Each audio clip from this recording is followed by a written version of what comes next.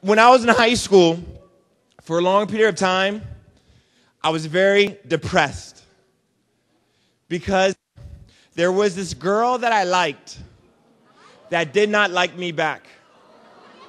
And that really broke my heart because I felt as though she was my soulmate. I felt as though we were made for each other. And so when she rejected me, I felt as though my heart split in half and I became very depressed. But an interesting thing happened. As time went by and as I started to look back over this experience, I began to see something that I had never noticed before. You see, as time went by, as I grew older and I started to look back over my teenage experience, I began to realize that when I was a teenager, I was very immature. And I began to realize that if I would have gotten into a relationship with that girl at that time, I would have ended up making some bad decisions.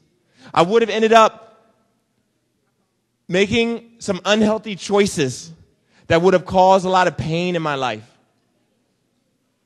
Because you see, this particular girl did not have my same values. And I realized that I would have done things that I would have regretted. And it's an interesting thing because at the time I was so very heartbroken and depressed because of her rejection. But now as I look back over that experience, I realize that her rejection was a blessing in disguise. Please always remember this. Be careful what you wish for. Be careful what you wish for. Because often in life we desire things that we don't really want. Be careful what you wish for. Because things are not always what they seem to be. Right? And so please remember, do not follow your heart, lead your heart.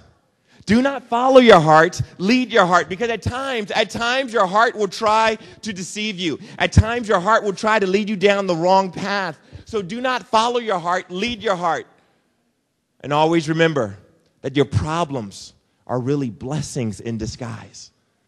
You know, when I was growing up, I tried to play various sports. Basketball, football, track. And I was terrible at all of them. Really. And although many of the spectators would look down on me and or feel sorry for me, I never felt embarrassed or ashamed. Because among all of the spectators, there was one spectator, my dad, who was always in the stands watching and sincerely happy to see that I was doing my best. You see, over and over and over again, Dad taught me the concept that as long as you have done your best, then you have won.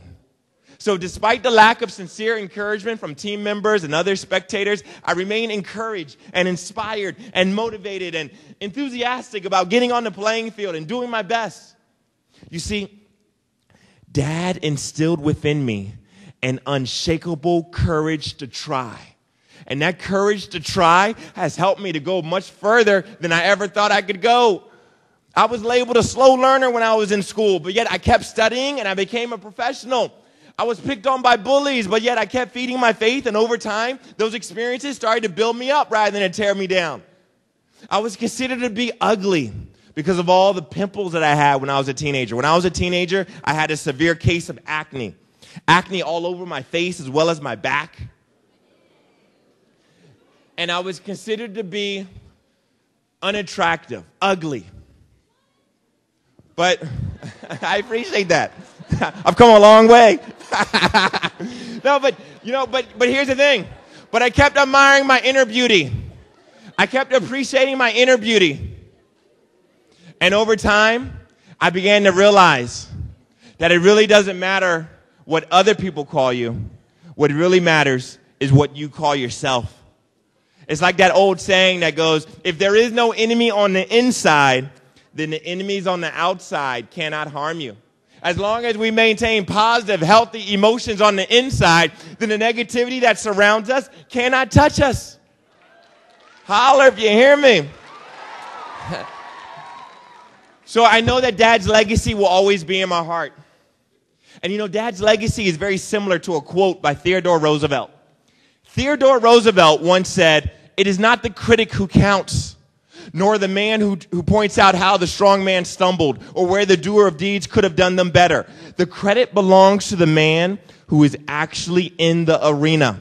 whose face is marred by dust and sweat and blood, who strives valiantly, who errs and comes short again and again, who knows the great enthusiasms, the great devotions, and spends himself in a worthy cause, who at the best knows in the end the triumph of high achievement, and who at the worst at least fails while daring greatly, so that he shall never be with those cold and timid souls who know neither victory nor defeat. I love that quote because it's a reminder to me that my victory has already been won. I'm already successful. I became successful the moment that I decided to do my best, the moment that I decided to get into the arena.